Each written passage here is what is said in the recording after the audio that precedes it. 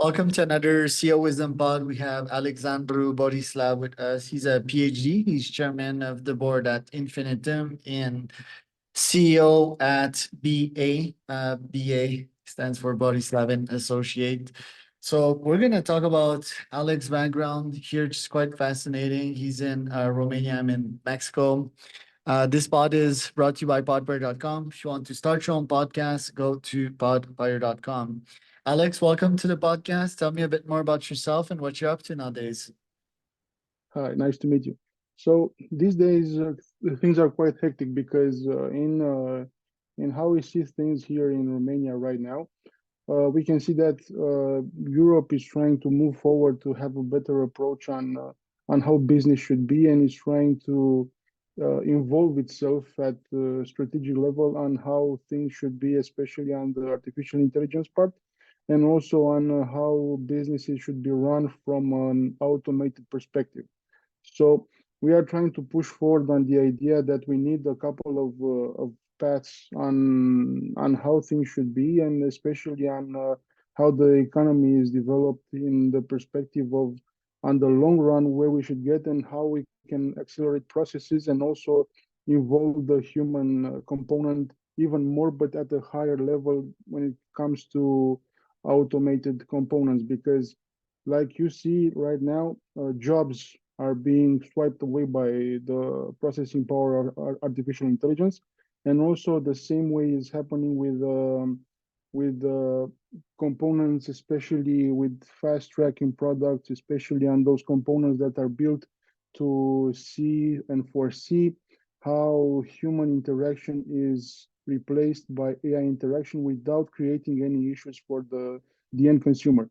So at this moment, the market right now, not only in Romania or Europe or globally, needs to push forward on the idea that we need to invest in artificial intelligence, and also we need to create a new form of economics, the next level, because right now we have traditional economics that's not applied anymore, because like things quite evolved in a different manner starting from the economic crisis in 2007, and we need to create a new push for the next generation, not only for us, but also for our children and their children. So for that, we need to put the foundation, to develop the foundation to have a different approach, like a transformational economics, which is a process through which we can highlight how we can shift components from the private sector and try to run the state sector to create a better approach for having a modern way in which states can evolve, and also try to reduce the chances of having recessions and so on. So what are your top goals this year? What are you focusing your energy on? So this year I'm focusing actually in trying to push the educational part furthermore, because like people need to be educated and try to help them create a new approach on how they see things. They have to be open-minded, especially those that are from the new generation, especially the Gen Zs need to push themselves further to understand how things are, how they can make money without putting any effort, and also how jobs should be seen as a new tool of making yourself relevant to the market, but especially in growing yourself, and after that, uh, having a new type of income from the gig economy and so on. Right. And your company's Infinitum, if you could describe what you do there precisely, and Bodislav and Associates, how do you balance the time between each? So first of all, Bodislav and Associates was built with the purpose to help businesses perform better. So let's say you have a company that tries to push further on components that are not in a good way seen right now, and you try to push them further and try to develop the business as a new component, and also to create a better approach on how your business should work. And instead of using management consulting, which is a traditional way of reshaping your company, you can use something called performance management, which is different because it uses indicators, hybrid indicators, to calculate performance. And this way you understand what components of your company should be repurposed, or maybe what components of your company should be cleared of their costs and developed another component of the company. Now, the other one, Infinitum, has the purpose of creating a path in which it's actually like a hybrid bridge between two parts. The first one is the financiers, the VCs from Silicon Valley. The second one is those in need, new companies, new startups that try to push further their research, try to push further the way in which they see business, and also try to understand how they can provide better solutions to the global economy. Because again, we are in a global economy right now. Although locally you are based in a country, you can do business wherever you want as long as you have an open mind and also an open pathway to channels that can help you develop your businesses. So how are you using AI on your side nowadays to maximize your productivity in your businesses?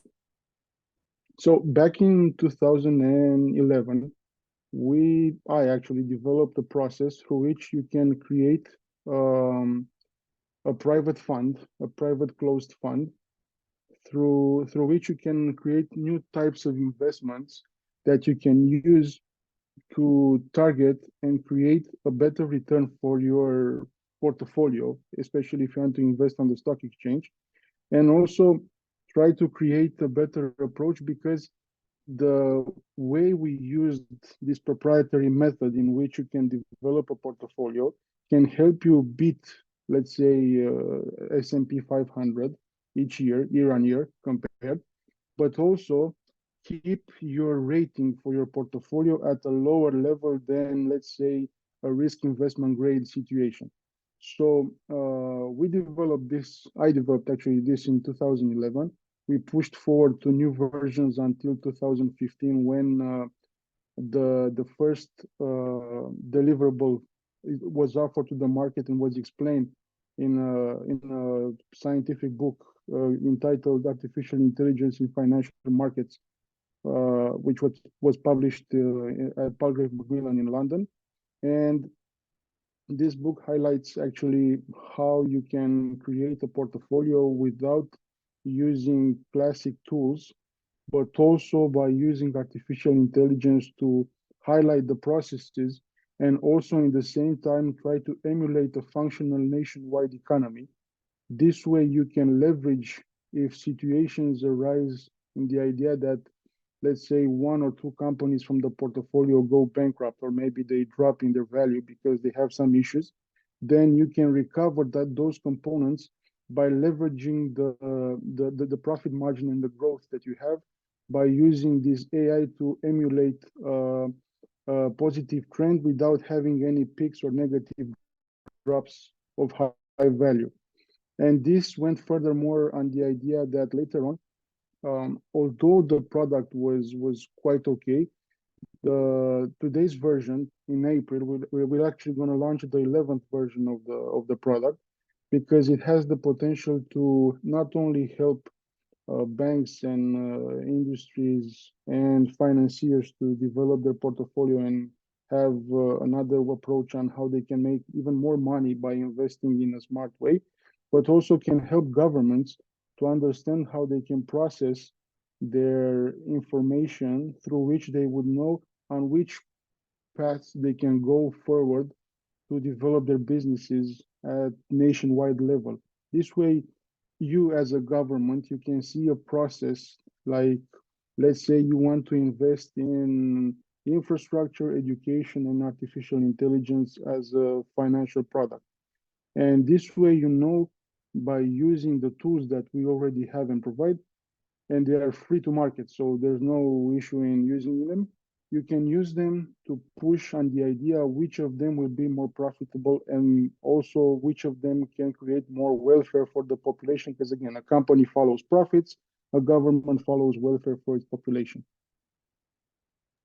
So as the consumers, are there tools out there that basically people can use to trade with an AI, and how effective are these tools nowadays? For now, unfortunately, these tools are not commercially great because they have some hiccups, let's call them this way. So these tools work in a controlled environment. And also to push forward these tools, you need processing power that's not yet available for consumers. But I think in a couple of 6 to 12 months, the first consumer grade tools to use AI to invest will be available without repercussions, because you also have solutions. You can actually use ChatGPT if you want to develop a product like this one. But the issue is that you're not recommended to use that product because it can have some backfires. And if it backfires, you can also lose all your money if you don't push on having some limits to your portfolio. Otherwise, you risk a lot without having the knowledge how to solve the issues, because AI doesn't function like classic programming, has a different process of understanding information. It understands everything in the same time. It's not 0 and 1, it's 0 equals 1, and vice versa. So this is the difference between classic programming and actual artificial intelligence, which is actually machine learning, but they gave it this name because it's more commercially viable.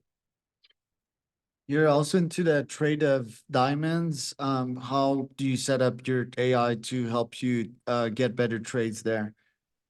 So my experience in the diamonds market was a couple of years ago, and it was for only one client, which, like you saw in my LinkedIn page. Um, it's all about trying to transaction the second largest stone in history, the Lese de la Rona, which was sold from Lucara Diamonds, a Vancouver-based company, to the Graf Diamonds from Switzerland. And this was a long process. Actually, initially it was another client, but things didn't follow through, and it went to this. Now you can use actually blockchain to create a solution through which you can verify the diamonds, especially for counterfeiting, especially to protect the client for blood diamonds, which are quite bad in consumerism because their sourcing is quite bad. And also you can use artificial intelligence to create models through which you can understand how you can cut a large stone, in a way in which it doesn't explode when you try to use the laser to cut the stone in the shape you want. So again, blockchain to verify, blockchain to see the real source of the diamond, and machine learning, artificial intelligence for creating models for cutting and creating shapes that will benefit the consumer and also the provider. Interesting. So, what challenges lie ahead of us with the advent of AI and its adoption? We are actually in incipient stages, because this is just the beginning. What we see right now, like DALI, Designer, or Sora, the new solution from OpenAI that you can use to create video from text. Now, this is just the beginning. It's actually a new path in which we actually do not know the margins in which we can rely ourselves to develop the businesses that are going to run the future, and also a way in which social media will be developed to new heights. Because again, content creation, when you have a product like Sora from OpenAI, which develops video from scratch, from prompts actually, you are in the situation in which you will have to push yourself to be open-minded and see that sky is the limit, and even further. Because from now on, the technology, the hardware component, is the one that has to reach the level of where artificial intelligence already is. And then we have two types of artificial intelligence: AGI and the specialized one. Now we're going for AGI, and later on the specialized one is going to be used in finance, in the healthcare sector. Also, we already have, if you know, ASRai AI, which is a tool through which medics can foresee and understand before any signs of cancerous cell are seen in the body, because it emulates, understands the body, and understands how it progresses to its optimal performance. It's like a company, a body is like a company, and it works in fine-tuning each of the components it has. And because of this, you have to push forward on making it to the best model it can be. That's actually how artificial intelligence works in healthcare. It tries to understand what's the best solution for a body, and tries to emulate and understand what are the issues that are seen right now, and also push forward on the idea that if you solve those issues, you're going to live forever, or as long as your body can handle it from its genetic perspective. Love it. And what's on the map for you in this next decade, seeing these business develop? How will you play your business cards on your end to make sure that you're on board that speed train? So the main factor that we're trying to push on right now is the growth component developed from the hardware sector. Like you see right now, NVIDIA, which is skyrocketing, and it's the unicorn, the decacorn, whatever corn, is the star of the show, especially in these days in the artificial intelligence map. And also the component that helps us the most is that people are still willing to invest in new ideas.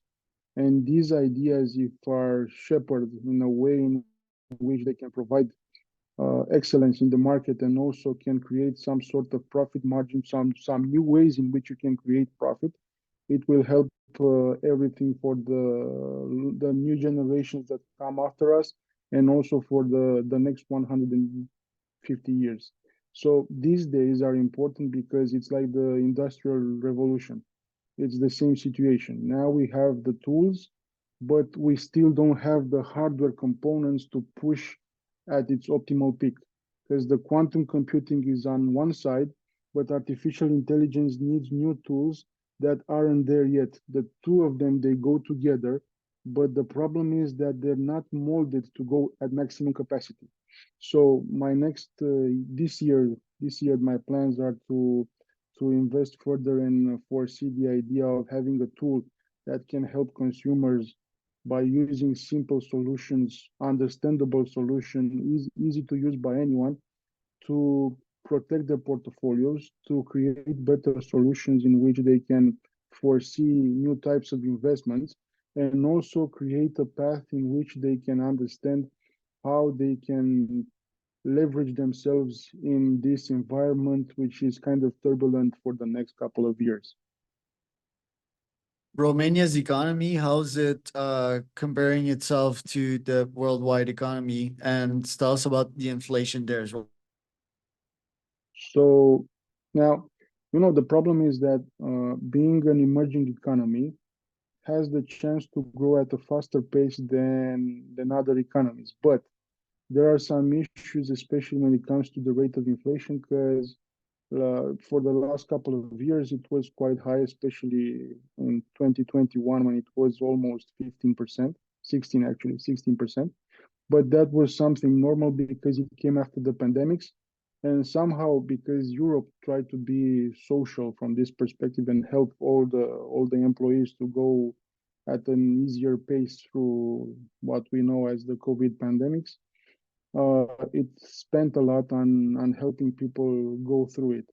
And because of that, it's like a jar. And when you pour lots and lots of water in it, if you overfill it, then it goes all over. Now, inflation works like that.